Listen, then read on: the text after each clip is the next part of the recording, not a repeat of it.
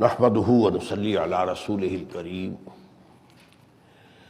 اما بعد فاعوذ بالله من الشیطان الرجیم بسم اللہ الرحمن الرحیم یا ایها المزمل قم اللیل الا قلیلا نصفه او انقص منه قلیلا او زد علیہ ورتل القرآن ترتیلا انا سنلقی علیک قولا ثقیلا ان ناشئۃ اللیل ہی اشد وطئا واقوم قیلا ان لک فی النہار سبحا طویلا واذکر اسم ربک وتبتل الیہ تبتیلا رب المشرق والمغرب لا الہ الا هو فاتخذہ وکیلا واصبر على ما يقولون واهجرهم هجرا جميلا صدق الله العظيم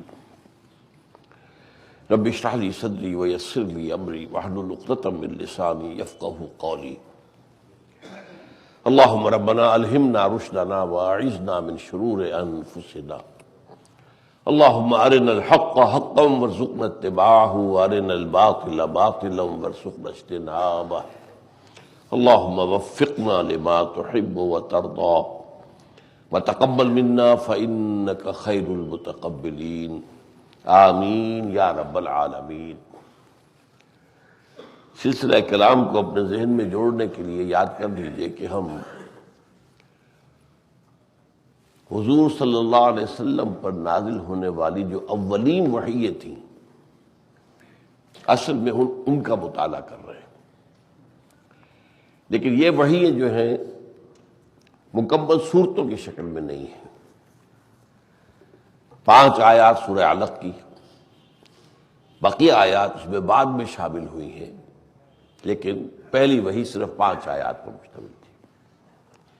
پھر 7 آیات سورہ قلم کی، یہ 7 آیات دوسری وحی ہے، لیکن اس کے بعد آپ کو معلوم ہے طویل صورت ہے، وہ ہم پڑھ چکے ہیں، وہ بعد میں شامل ہوئی۔ تیسری اور چوتھی وحی جو ہے سورہ مزمل اور سورہ مدثر کی ابتدائی آیات ہیں۔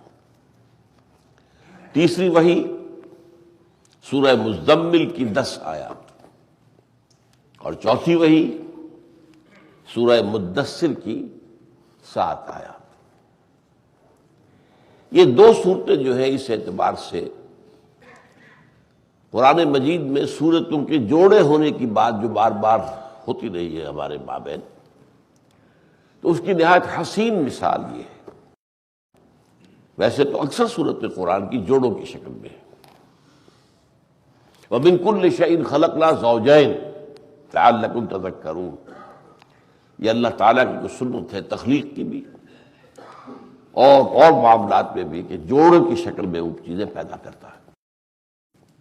صورتیں جوڑوں کی شکل میں سب سے نمایاں مثال معوذتین، قل اعوذ برب الفلق، قل اعوذ برب الناس، 2 صورتیں۔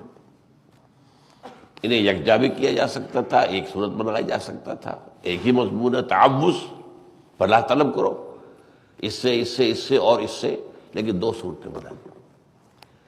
پہلے بھی قرآن مجید کا آغاز جو ہے وہ بھی 2 صورتوں سے ہوتا ہے جو حسین جوڑا ہے، سورۃ البقرہ اور سورۃ آل عمران۔ حضور نے ایک نام دیا ہے الزہراوین، جیسے معوذتین ہم کہہ دیتے ہیں، 2 تعوذ والی 2 صورتیں، معوذتین، قل اعوذ برب الفلق، قل اعوذ برب الناس۔ الزہراوین، زہرا کہتے ہیں روشن تابناک، حضرت فاطمہ الزہرا رضی اللہ تعالی عنہ، حضرت فاطمہ کے نام کے ساتھ یہ لفظ آتا ہے۔ تو یہ زہراوین ہے، بلکہ ان کو غمامتان بھی کہا گیا ہے کہ قیامت کے دن یہ 2 بدلیوں کی شکل میں ظاہر ہوں گی، اور یہ اپنے سے محبت کرنے والے جو اہل ایمان ہوں گے ان پر سایہ کریں گی، جبکہ کسی کے لیے سایہ نہیں ہوگا۔ اسی طرح کا ایک حسین جوڑا، انتہائی حسین جوڑا، یہ مزمل مدثر۔ اب ان دونوں کا جو آغاز ہوتا ہے وہ الفاظ تو جدا ہیں، لیکن یہ کہ معنی ان کے ایک ہی ہے۔ حضور سے خطاب ہے اے چادر میں لپٹ کر لیٹنے والے، یا کبھی کہہ دیتے ہیں اے کمبل میں لپٹ کر لیٹنے والے، یہی مدثر ہے، اے لحاف میں لپٹ کر لیٹنے والے، معنی تو ایک ہی ہے دونوں کی، مزمل مدثر۔ پھر دونوں میں دیکھتے اس کے بعد قم، قم، یا ایھا المزمل قم، قم اللیل الا قلیلا، قم تو ہے نا، یا ایھا المدثر قم، قم فانذر وربک فکبر۔ میں کس بات کی طرف اشارہ کر رہا ہوں کہ اصل میں یہ دو صورتیں جو ہے یہ ایک ٹرننگ پوائنٹ ہے۔ حضور پر ایک خاص دور آیا تھا، غور و فکر، تدبر، سوچ بچار۔ یہ جب آپ کی عمر شریف 40 سال کے لگ بھگ ہوئی ہے تب، ورنہ اس سے پہلے آپ ایک بڑی بھرپور زندگی آپ نے گزاری ہے۔ آپ نے بڑے پیمانے پر کاروبار بھی کیا ہے، حالانکہ بچپن میں وہ وقت بھی تھا کہ آپ نے بھیڑ بکریاں بھی چرائی ہیں، لیکن زندگی بڑی فعال زندگی آپ کی تھی۔ آپ کوئی گوشہ نشین قسم کے آدمی نہیں تھے، بلکہ یہ کہ آپ نے جس کو ہم کہیں گے کہ زندگی کی جو شاہراہ ہے اس میں بھرپور طور پر آپ نے حصہ لیا۔ لیکن جب 40 برس کے لگ بھگ آپ کی عمر شریف ہوئی ہے تو آپ پر فکر کا غلبہ ہو گیا، سوچ بچار، غور فکر۔ اسی کی پھر ایک شکل یہ پیدا ہوئی کہ آپ کئی کئی دن کے لیے چلے جاتے تھے، غار حرا میں قیام کرتے تھے۔ حضرت خدیجہ رضی اللہ تعالی عنہا کچھ کھانے پینے کا بندوبست ساتھ کر دیتی تھی، وہاں پر رہتے تھے، غور و فکر۔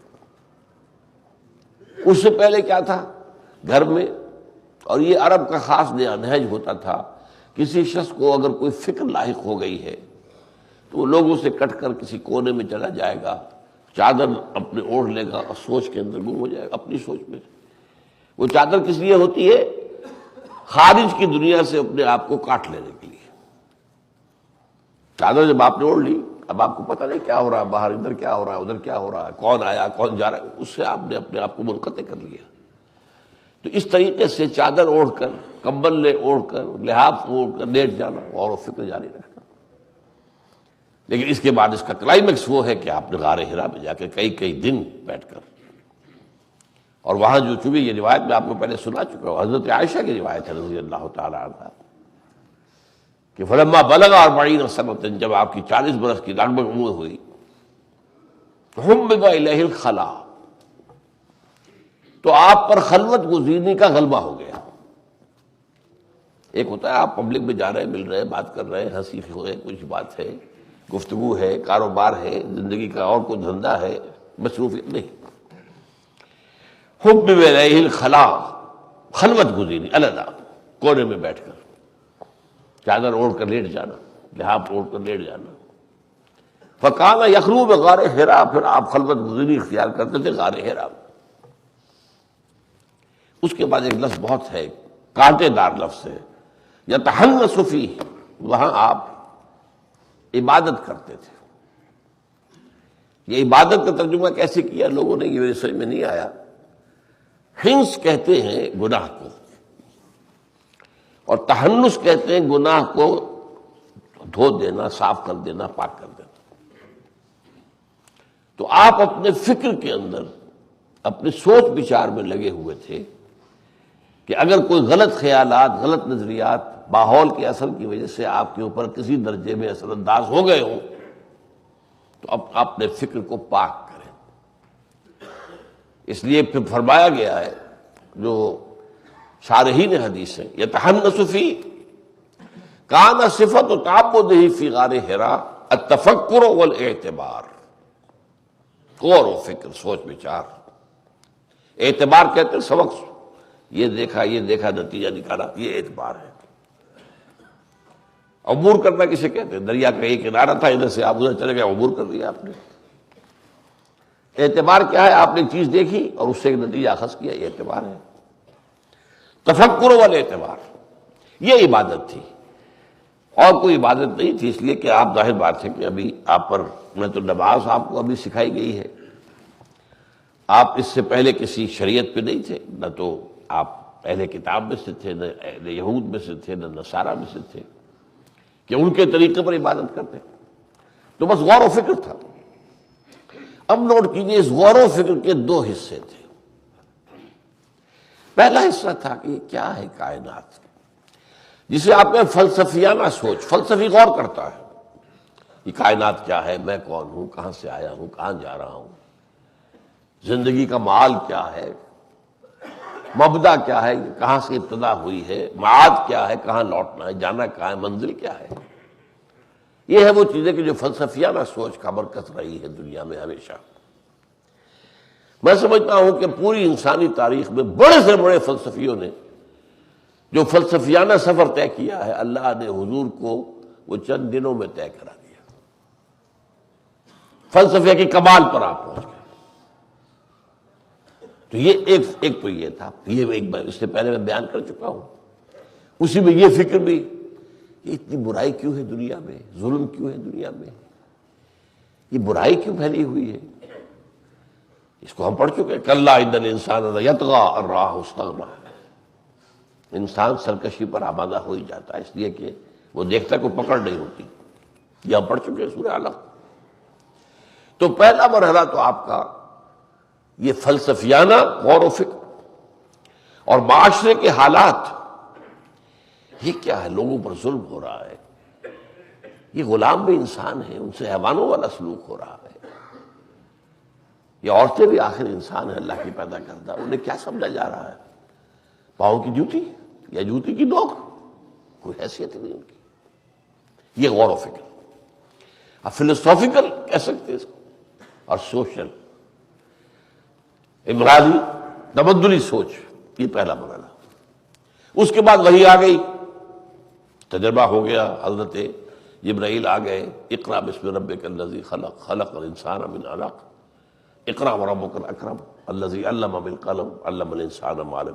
اب سوچ کا ایک اور مرحلہ آ گیا، یہ کیا ہو رہا ہے میرے ساتھ، یہ مجھ پر کون سے بوجھ لادا جا رہا ہے، یہ کتنی بڑی ذمہ داری آ گئی ہے۔ پہلی وحی کے بعد آپ جب گھر آئے ہیں تو آپ نے فرمایا تھا حضرت خدیجہ سے، زملونی زملونی، یہی مزمل زمل، مجھے کمبل اڑا دو، کمبل اڑا دو، کمبل اڑا دو۔ آپ پر لرزہ طاری تھا، آپ پسینے میں شرابور تھے، بخار کی کیفیت تھی، زملونی زملونی۔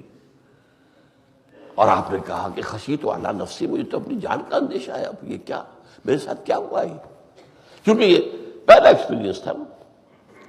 عالم بشریت اور عالم ملکیت، بادشاہ ایک بشر اور ملک فرشتہ، ان دونوں کا پہلی مرتبہ ملاقات ہوئی ہے، عالم بشریت اور عالم ملکیت۔ اس کے بعد یہ کہ آپ کو معلوم ہے، ہم پڑھ چکے ہیں، حضرت خدیجہ نے خود بھی تشفی دیا، آپ فکر نہ کریں، اللہ آپ کو ضائع نہیں کرے گا، آپ تو یتیموں پر شفقت کرتے ہیں، بیواؤں کی خدمت کرتے ہیں، آپ بھوکوں کو کھانا کھلاتے ہیں، آپ مسافروں کی خدمت کرتے ہیں، آپ مفلسوں کی مدد کرتے ہیں، اللہ آپ کو ضائع نہیں کرے گا۔ پھر لے گئے ورقہ ابن نوفل کے پاس، لے گئی رضی اللہ تعالی عنہ، چچا زاد بھائی تھے ورقہ ابن نوفل، تھے تو اب مکے کے رہنے والے، لیکن ان کے اوپر جب غلبہ آیا تھا تلاش حقیقت کا تو شام چلے گئے، وہاں جا کر عیسائی ہو گئے۔ اس لیے اس وقت تک کا دین کون سا تھا اسلام کا؟ عیسائیت۔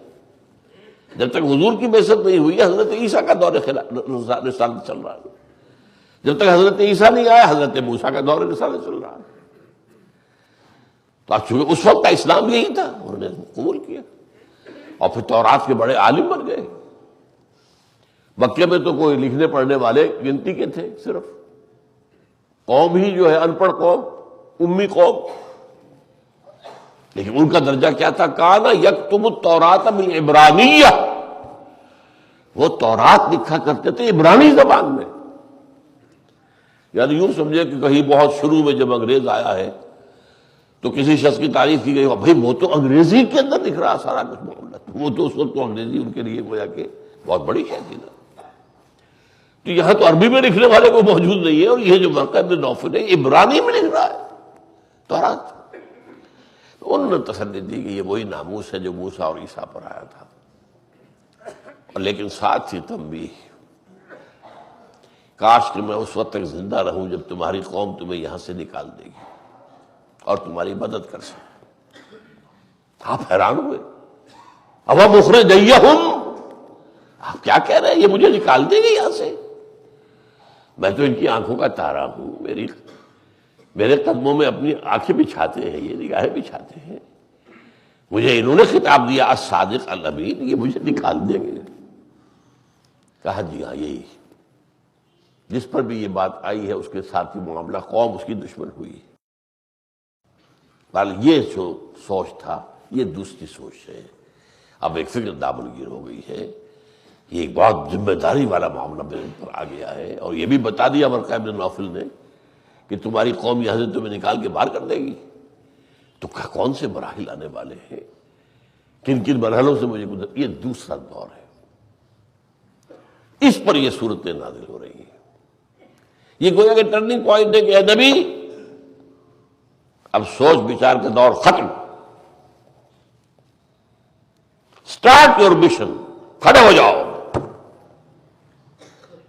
یہ کمبل میں لپٹ کر لیٹ جانا اور چادر لیٹ کر لیٹ جانا اور لحاف میں لپٹ کر لیٹ جانا اور غور و فکر، یہ بس ختم. یا ایھا المزمل قم، کمر کسو، آپ کھڑے ہو جاؤ.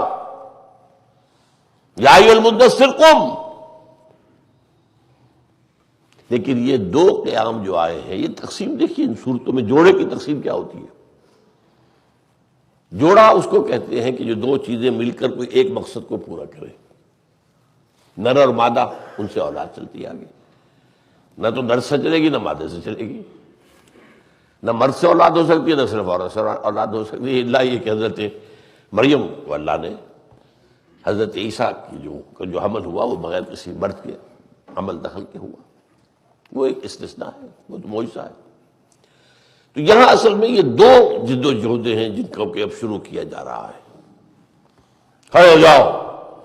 ایک ہے قیام اللیل، ایک ہے قیام النہار، رات کو کھڑے رہنا اور دن میں کھڑے رہنا. یہ رات کا کھڑا رہنا یہ سورہ مزمل ہے، اور دن کا بلکہ کھڑا رہنا ہی نہیں، بھاگ دوڑ. رات کو تو صرف کھڑے رہنا ہے، دن میں کھڑے رہنا نہیں، صرف بھاگ دوڑ کرنی، وہ سورہ مدثر ہے. دونوں نے مل کر گویا کہ حضور صلی اللہ علیہ وسلم کی سیرت کا ایک باب جو ہے اب شروع ہو گیا ہے، آپ کی عملی جد و جہد. اس میں سے جو پہلی صورت ہے اس میں در حقیقت یہ 10 آیات ہیں. میں ذرا عمومی الفاظ استعمال کر رہا ہوں، 3 اصطلاحات میں کبھی کبھی استعمال کیا کرتا ہوں، آج ذرا خاص طور پر نوٹ کر لیجئے. تزکیہ نفس،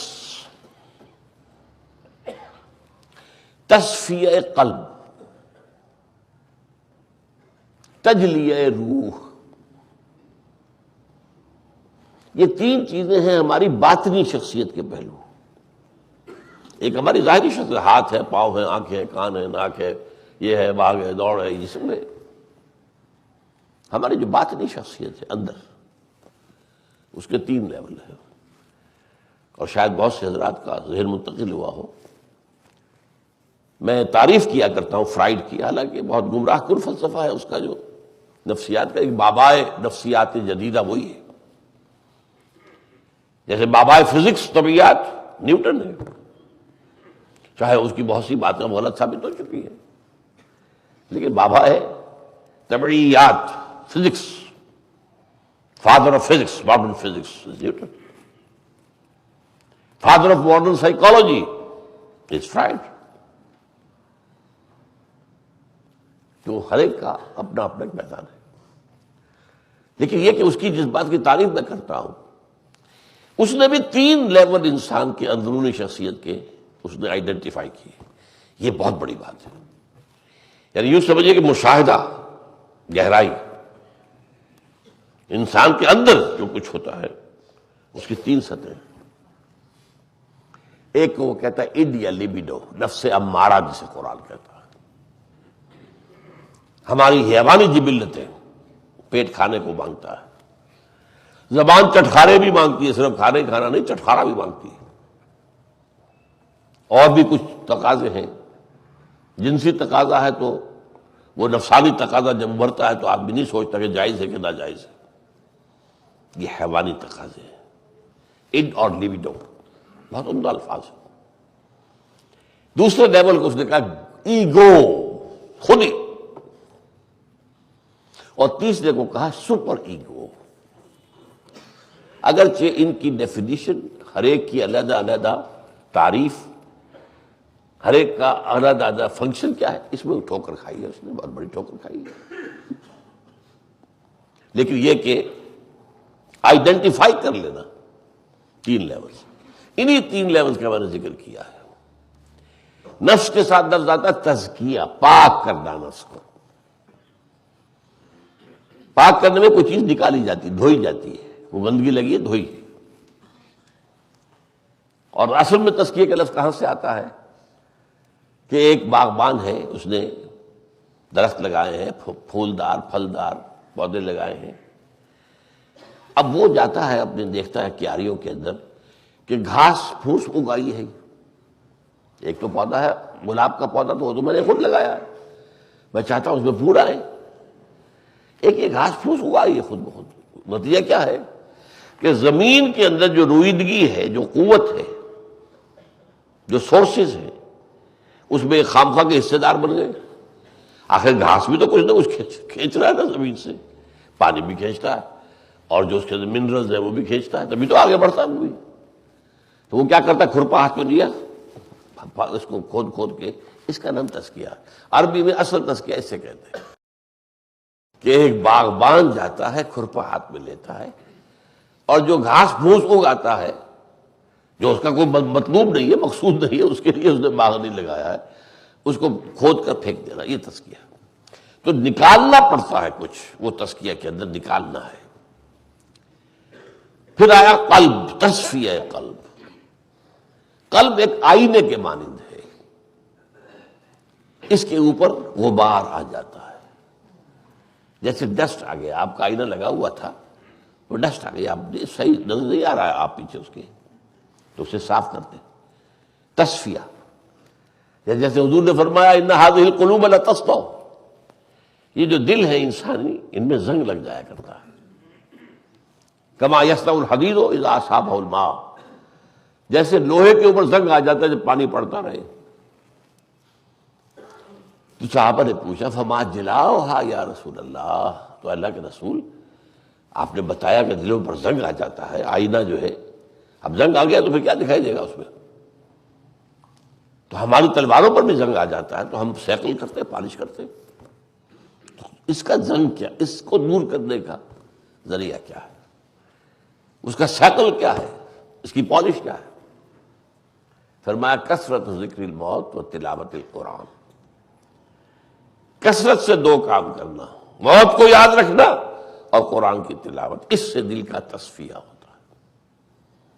تو تزکیے کے ساتھ لفظ کیا ہے، نفس کے ساتھ تزکیہ، قلب کے ساتھ تصفیہ، اور روح کے ساتھ.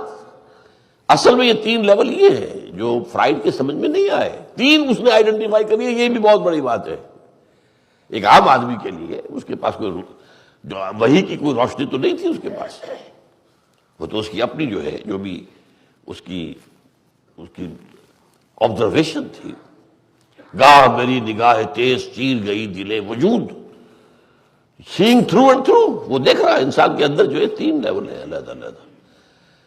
ایک تو اڈ ہے، لیبیڈو ہے، دوسرے ایگو ہے، ایک سپر ایگو ہے. تو وہ تین لیول ہے، لیکن تین لیول کیا ہے قرآن کے نزدیک؟ نفس، روح، نفس، قلب اور روح. روح نور ہے، نورانی ہے، نور سے بنی ہے، لہذا اس کا تجلیہ، یہ نور جب ذرا مدھم پڑتا ہے تو اسے جری کرنا، اس کی روشنی کا اضافہ کرنا، یہ تجلیہ. تزکیہ نفس، تصفیہ قلب، تجلی روح، اس کا پروگرام ہے یہ جو 10 آیتوں میں آیا ہے۔ یہ سمجھ لیجئے اسلامی تصوف کی بنیاد یہ ہے۔ ایک تصوف کا دوسرا شعبہ ہے، وہ ہے جہاد، قتال۔ اسلامی تصوف جو ہے وہ تو اس کے بعد جو اصل مراحل جو آتے ہیں وہ تو اس کے لیے آتے ہیں، لیکن اس کے لیے شخصیت کو تیار کرنا پہلے۔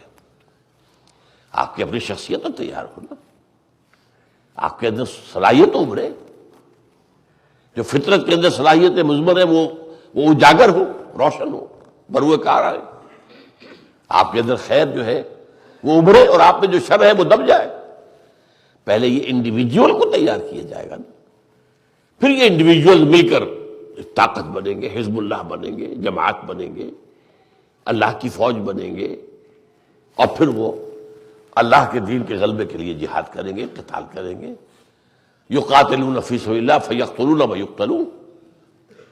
تو یہ 2 حصے ہو گئے۔ ایک حصہ جو ہے وہ اس میں ہے فرد کی تیاری، انسانی شخصیت کو سنوارنا، اس کے جو اندرونی، اب انہیں لطائف کہہ سکتے ہیں، لطائف ہیں یہ، لطیف شے ہے نا، یہ نظر نہیں آتا نا۔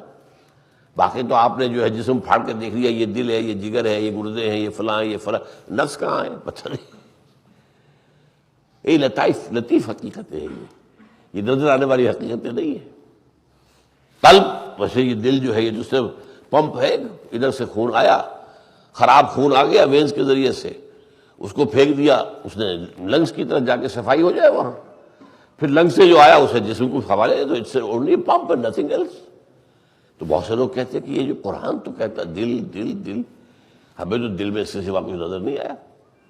اسے پمپ، ایک طرف سے بلڈ آیا، اسے پھینک دیا، وینز سے جو آ رہا ہے، جو گندا خون آ گیا ہے، جو جسم کے اندر سے جو غلاظتیں لے کر آیا ہے مختلف ٹیشوز میں سے، اسے پھینک دیا لنگس کی طرف، جاؤ وہاں صفائی کرواؤ، وہاں ہوا آ رہی ہے، اندر آکسیجن آ رہی ہے ریسپریشن کے ذریعے سے، اس کے ذریعے سے کاربن ڈائی آکسائڈ نکل رہی ہے، آکسیجن اندر جذب ہو رہی ہے۔ اب وہ واپس آیا لنگس سے دل میں، اب دل نے کہا جاؤ، دل اب پورے جسم کی طرف جاؤ، پھر وہ ڈسٹریبیوٹ ہو جاتا ہے پورے۔ تو کہنے کو تو دل تو صرف یہ ہے، لیکن اصل میں دل کی ایک مخفی حقیقت جو لطیف حقیقت جو ہے دل کی، وہ یہ کچھ اور ہے۔ اور پھر تجلیہ روح، روح کے اندر روشنی پیدا کرنا، وہ مدھم پڑ گئی ہے، اس مدھم کی بجائے اس کو تیز کرنا، یہ ہے 10 آیات کے اندر یہ پروگرام ہے جو حضور کو دیا گیا ہے۔ اولاً مخاطب تو حضور ہے، اسی لیے سارا خطاب واحد کے صیغے سے ہے، وہی جو میں نے آپ سے کہا تھا نا کہ ان 4 صورتوں کے اندر شروع میں جو خطاب ہے وہ حضور سے ہے۔ اقرأ بسم ربک الذی خلق حضور سے ذاتی ہے، اور نون والقلم وما یسطرون ما انت بنعمت ربک بمجنون وإن لک لأجرا غیر ممنون وإنک لعلی خلق عظیم فستبصر ویبصرون بأیکم المفتون۔ حضور سے ذاتی ہے، یہاں پر بھی سارا خطاب ذاتی ہے، لیکن حضور کے ذریعے سے حضور پر ایمان لانے والے بھی مخاطب ہیں اس کے، انہیں بھی تیار کرنا اپنے آپ کو۔ سب سے پہلے تو حضور کے لیے تیاری ہے۔ یہ سمجھ لیجیے کہ حضور پہلے ہی سے انسانیت کی تو معراج پر فائز ہے۔ حضور کی تربیت ہماری تربیت کی طرح نہیں ہے، وہ تو پہلے سند دے چکا اللہ۔ سورہ نون میں ہم نے پڑھ لیا انک لعلی خلق عظیم، اے محمد آپ تو اخلاق کی عظیمہ، جو اخلاق فضائل اخلاق ہے آپ ان کی بلندیوں پر فائز ہیں، انک لعلی خلق عظیم۔ لیکن اس کے باوجود جو کام اب آپ پر آ رہا ہے وہ بہت کٹھن ہے، بہت کٹھن ہے، بہت کٹھن ہے۔ Even you have to prepare yourself for that. اگرچہ آپ اخلاقیات کی بلندیوں پر فائز ہیں، اگرچہ آپ انسانیت کے معراج پر فائز ہو چکے ہیں، اگرچہ اللہ نے آپ کو تمام دنیا کے فلسفیوں کا فلسفیانہ سفر طے کرا دیا ہے پہلے ہی غار حرا کے اندر، لیکن یہ کہ جو بڑا مشن آپ کے ذمہ آ رہا ہے اس کے لیے آپ کو بھی یہ مشقت جھیلنی پڑے گی. یہ رات کی مشقت ہے. اپنے آپ کو تزکیہ نفس، تصفیہ قلب اور تجلیہ روح کے لیے یا ایھا المزمل قم اللیل الا قلیلا. پہلا حکم کیا ہے؟ کھڑے رہا کرو رات کو سوائے اس کے تھوڑے سے حصے کے. کم سو، زیادہ جاگو، کھڑے رہو. اس لیے کہ نفس انسانی کا بہت بڑا تقاضا نیند ہے، استراحت اس کی ضرورت ہے. اس کے خلاف جنگ کرو. نفس کے خلاف جنگ ہو رہی ہے. نفسانی تقاضے کو دبایا جا رہا ہے اپنی ول پاور سے. قم اللیل الا قلیلا نصفہ او انقص منہ قلیلا. آدھی شب یا اس میں سے کچھ کم کر لو. آدھی میں سے تھوڑا سا کم ہوگا، تہائی رہ جائے گی. اور زد علیہ، نہیں لیکن یہی نہیں ہے، یا اس پر اور زیادہ کرو. آدھی پر گزرا زیادہ ہوگا تو 2/3 ہو جائے گی. یہ نصاب بیان کر دیا. نارمل نصاب نصف شب، اس سے بھی رعایت تھوڑی سی تو ثلث، تہائی، اور اس سے بھی آگے عزیمت 2/3. یہ یہاں پہ تہائی کے لفظ نہیں آیا، یہ تو میں نے نکالا ہے نا کہ جب آدھے میں سے کچھ کم کریں گے تو تہائی رہ گیا، آدھے میں کچھ زیادہ کریں گے تو 2/3. اب لیکن اسی سورہ مبارکہ کا دوسرا رکوع جو شروع ہوتا ہے وہ اس سے شروع ہوتا ہے. ان ربک یعلم انک تقوم ادنی من ثلثی اللیل ونصفہ وثلثہ وطائفۃ من الذین معک. اے نبی، آپ کے رب کو خوب معلوم ہے کہ آپ کھڑے رہتے ہیں رات بھر، 2/3 رات یا آدھی رات یا 1/3 رات، اور آپ کے ساتھ آپ کے لوگ جو ہیں، آپ جو ایمان لائے، ان کی بھی ایک جماعت اس مشقت میں سے گزر رہی ہے.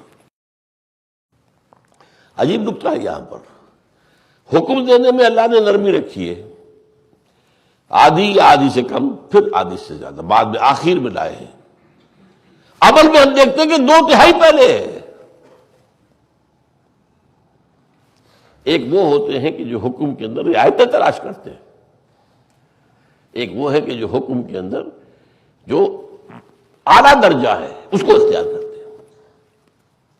الذین یستمعون القول ثم یتبعون احسنہ، جو بات سنتے ہیں توجہ سے، پھر جو اس کا بہترین پہلو ہوتا ہے اسے اختیار کرتے ہیں، رعایت والا نہیں. ایک کام چور آدمی ہوتا ہے وہ رعایت تلاش کرتا ہے، ایک باعظمت انسان ہے وہ رعایت نہیں تلاش کرتا. چنانچہ حکم دینے میں تو اللہ تعالیٰ نے رعایت کو رکھا. نصفہ او انقص منہ قلیلا او زد علیہ، آخری درجے میں رکھا. 2/3 تک بھی ہمت کر لو تو اچھا ہے.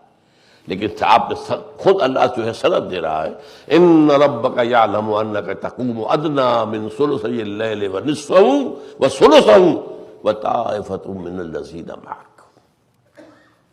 یہ جو رات کا جاگنا ہے یہ اعلان جنگ ہے نفس کے خلاف، نفس کے تقاضوں کو. لیکن اس کے ساتھ دوسری شے ایڈ کی گئی، وَرَتِّلِ الْقُرْآنَ تَرْتِیلًا.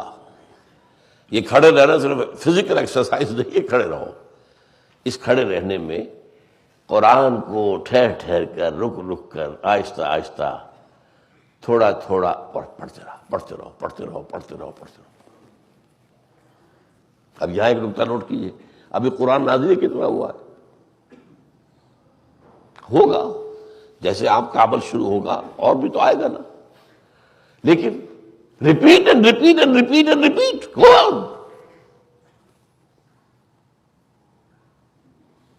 یہ ہے اصل میں وہ شے جو تزکیہ نفس اور تصفیہ قلب اور تجلیہ روح کا ذریعہ ہے. نفس کو دبانے کے لیے کھڑے ہونا، رات کو جاگنا، اور اندر کی صفائی وہ قرآن کے ذریعے سے ہو.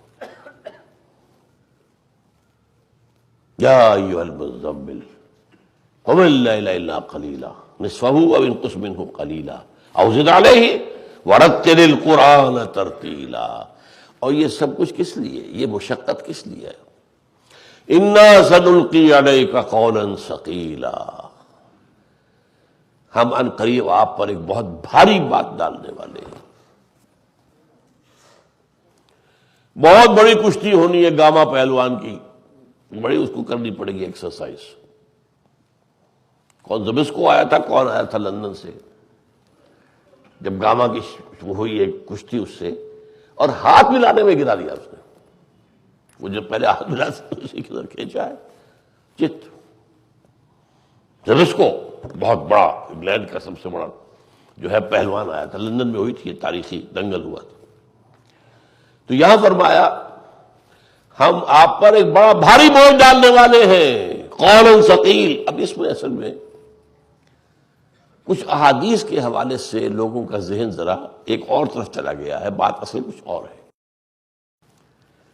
حضور پر جب وحی نازل ہوتی تھی تو اس کے اندر بھی ایک وزن محسوس ہوتا تھا، ورنہ وحی کے اندر وزن کیا ہے؟ It's not a physical object وحی میں، لیکن یہ وزن ہے اس میں۔ چنانچہ حضرت زید بن ثابت انہوں نے کہا ایک دفعہ حضور استراحت کر رہے تھے، میری ران پر آپ کا سر رکھا ہوا تھا، اسی حالت میں وحی آئی، اتنا وزن مجھ پر پڑا کہ میری ران پھٹ رہی تھی۔ یہ وزن کوئی فزیکل وزن بھی تھا اس میں، یہ بھی تھا جب وحی آتی تھی وہی کیفیت ہو جاتی تھی آپ کی جو پہلی وحی میں ہوئی ہے، پسینے سے شرابور ہو جاتے تھے آپ، سخت جیسے کہ مشقت جھیلنی پڑ رہی ہے۔ وحی کی تلقی جو ہے، وحی کا حاصل کرنا، یہ آسان کام نہیں تھا۔ تو لوگوں نے اس کو بھی کہہ دیا کہ قول ثقیل ہم نازل کرنے والے سے مراد یہ بات نہیں ہے، وہ اپنی جگہ ایک واقعہ ہے، حقیقت ہے۔ قول ثقیل یہ کہ اب آپ کا جو اگلا حکم آنے والا ہے، کھڑے ہو جاؤ، جو اگلی صورت میں آئے گا، انا سنلقی علیک قولا ثقیلا، لوگوں کو ڈراؤ، خبردار کرو، اور اللہ کی کبریائی کا ڈنکا بجاؤ۔ اللہ کی کبریائی کا ڈنکا بجانا تو جنہوں نے اپنی خدائی کے ایوان سجا رکھے ہوں ان کے خلاف بغاوت ہے نا، یہ سب کچھ جھیلنا پڑے گا۔ وہ آ رہا اگلی صورت کے اندر، قم فانذر وربک فکبر۔ وہ 3 آیات انتہائی پروفاؤنڈ آیات ہے قرآن کی۔ یا ایھا المدثر قم فانذر، انذار از دی اسٹارٹنگ پوائنٹ آف دعوت جسے ہم کہتے ہیں اردو میں، نبی کی دعوت کا اسٹارٹنگ پوائنٹ کیا ہے؟ خبردار کرنا۔ دیکھو بھول میں نہ رہنا، زندگی یہی زندگی نہیں، اصل زندگی موت کے بعد ہے، اور ان دونوں زندگیوں کے درمیان یوم قیامت ہے، حساب کتاب ہوگا تمہاری اس زندگی کے اعمال کا، اور جزا و سزا مل کر رہے گی۔ یہاں سے بات شروع ہوگی، ہدف کیا ہوگا؟ اللہ کے دین کی کبریائی، اللہ کا کلمہ بلند ہو جائے، لتکون کلمۃ اللہ هی العلیٰ، اللہ کا کلمہ ہی سب سے اونچا ہو جائے، اللہ کی بات مانی جائے، اللہ کا قانون نافذ ہو، اللہ کی مرضی۔ جیسے کہ عیسائیوں کی سورہ فاتحہ کے اندر الفاظ آتے ہیں، Thy kingdom come, Thy will be done on earth as it is in heavens۔ اے رب تیری بادشاہت آئے، تیری مرضی جیسے آسمانوں میں پوری ہوتی ہے زمین میں بھی پوری ہو۔ یہ ہے kingdom of heaven on earth, kingdom of heaven on earth. اسی کو حکومت الہیہ کہا مولانا ابوالکلام آزاد نے 1913 میں جب حزب اللہ قائم کی ہے تو اس کا رسم العین کیا تھا؟ حکومت الہیہ کا قیام۔ پھر 1941 میں مولانا مودودی نے جماعت اسلامی قائم کی ہے، اس کا رسم العین کیا تھا؟ حکومت الہیہ کا قیام، کنگڈم آف ہیون آن ارتھ، اللہ کی حکم۔ یہ ہے قول ثقیل، انا سنلقی علیک قولا ثقیلا۔ اور چونکہ یہ مستقبل کی بات ہے نا، وحی کا وہ بوجھ تو محسوس کر چکے ہیں حضور، وہ جو بوجھ تھا وہ وحی کے اندر جس کا کہ بوجھ پڑتا تھا آپ پر جسمانی طور پر، آپ پسینے پسینے ہو جاتے تھے، وہ تو پہلی وحی کے بعد بھی ہو گیا تھا۔ بعد میں بھی جو وحی آئی ہیں تو ظاہر بات ہے کہ وہ جو کہتے ہیں حضرت زید بن ثابت کہ میری ران پھٹ رہی تھی، اتنا بوجھ پڑ رہا تھا، اور یہ کہ آپ پسینے پسینے ہو جاتے تھے، لیکن وہ نہیں ہوئی۔ سنلقی علیک کا یہ سین نے اسے مستقبل کے ساتھ وابستہ کر دیا۔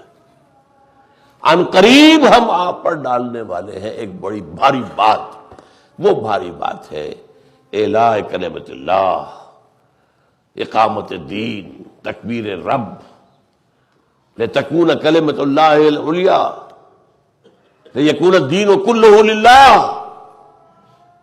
یہ ہے وہ کلمہ جو بہت ثقیل ہے۔ انا سنلقی علیک قولا ثقیلا ان ناشئۃ اللیل ہی اشد وطئا واقوم قیلا۔ یقیناً یہ رات کا جاگنا اور کھڑے رہنا جس کی آپ کو حکم جس کا دیا جا رہا ہے، یہ بہت مؤثر ہے وطئا کچلنے میں۔ کس کو کچلنا؟ نفس کو کچلنا۔ میں نے کہا تھا رات کا جاگنا نفس کے خلاف اعلان جنگ ہے۔ آپ اپنے نفس کو اپنے قابو میں کر لیں گے اگر آپ اس کے اندر اس کی مشق کر لیں اور اس کی پریکٹس کریں۔ ان ناشئۃ اللیل ہی اشد وطئا واقوم قیلا، اس کے معنی کئی کیے گئے ہیں۔ ایک تو یہ کہ سیدھا کرنے والی ہے قول کو، رات کا جاگنا۔ اب یہ قول تو آ رہا ہے اللہ کی طرف سے، اس کا صحیح مفہوم اس وقت نازل ہوتا ہے قلب پر،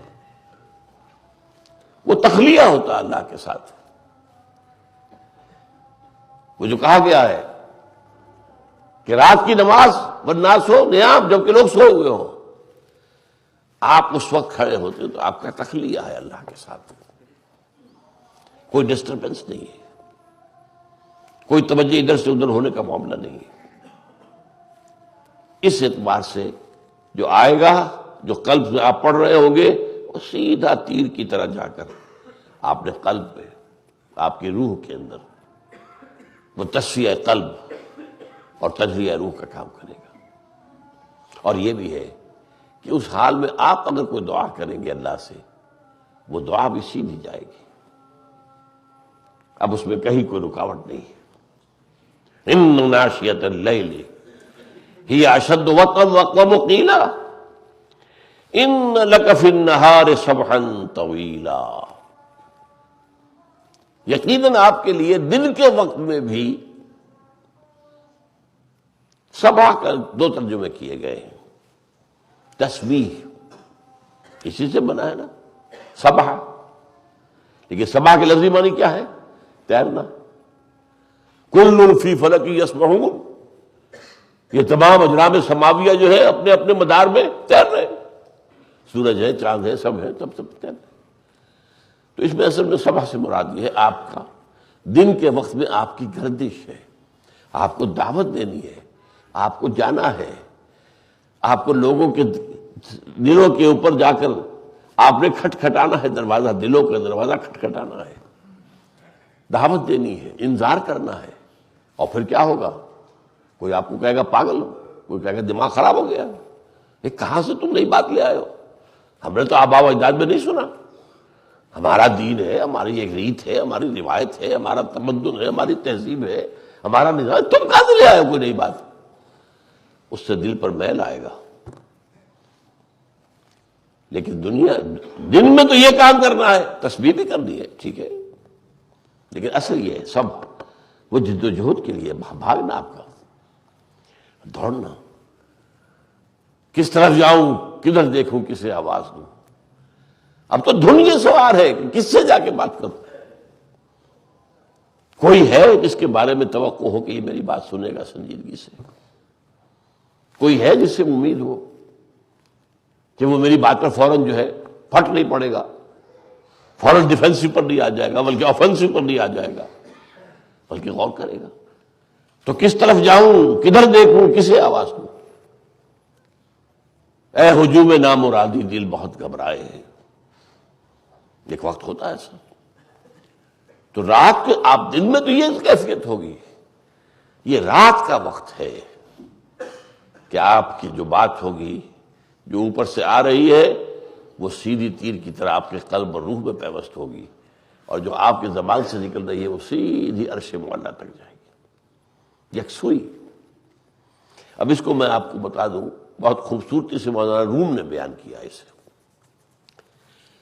یہ جو معاملہ ہے بارش کی مثال دی ہے۔ بارش میں کیا ہوتا ہے؟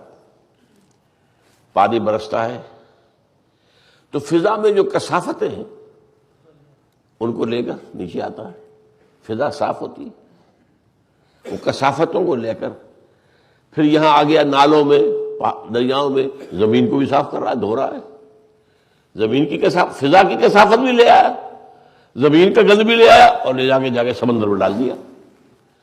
اب وہاں سے پیوریفائڈ فارم میں اوپر اٹھ رہا ہے وہ خارات، اس میں تو کوئی پالوشن نہیں ہے، صاف پاک، اور جا رہا ہے اوپر، وہاں سے وہ پھر جائے گا، پھر بارش بن کر آئے گا۔ یہ سائیکل ہے۔ جب پانی نیچے اترتا ہے بارش کا، صفائی کا ذریعہ بنتا ہے۔ جب یہ بخارات اوپر جاتے ہیں، وہ صفائی ہو رہی ہے دوسروں کی، یہ صفائی ہو رہی ہے اپنی، پانی صاف ہو جاتا ہے۔ یہ ہے رات کی ہے صفائی اپنی، تزکیہ نفس، تصفیہ قلب، تجلیہ روح، یہ اپنی رات کو ہے۔ اور دن میں اب آپ نے جا کے دھونا ہے۔ جب دھوئیں گے لوگوں کو، جب فضا کو، تو پانی کے اندر آئے گی نا کثافت، کچھ میل پانی میں آئے گا کہ نہیں؟ وہ میل رسول کے قلب پر بھی آتا تھا، تکلیف ہوتی تھی۔ ان ربک یعلم انک تقوم ادنی من ثلثی اللیل، اللہ جانتا ہے، دوسری آیت ہے سورہ ہجر کی، وَلَقَدْ نَعْلَمُ أَنَّكَ يُضِيقُ صَدْرُكَ بِمَا يَقُولُونَ، جو کچھ یہ کہتے ہیں اس سے آپ کا سینہ بھیجتا ہے۔ آخر آپ کو برا لگتا تھا نا، اس نے یہ بات کیسے کہہ دی؟ نبی کے اندر جو یہ کثافت آ رہی ہے لوگوں کے طرز عمل کی وجہ سے، اس کو دھونے کے لیے رات کو کھڑے ہو جاؤ، صاف کرو۔ تو یہ واٹر سائیکل جو ہے، پانی بارش کی شکل میں اترتا ہے تو فضا اور زمین کو صاف کرتا ہے، سمندر سے بخارات کی شکل میں ابھرتا ہے تو اپنے آپ کو صاف کرتا ہے۔ یہ رات کا عمل ہے اور وہ دن کا عمل ہے۔ ان لک فی النہار سبحا طویلا۔ بارک اللہ لی و لکم فی القرآن العظیم ونفعنی وإیاکم بالآیات والذکر الحکیم۔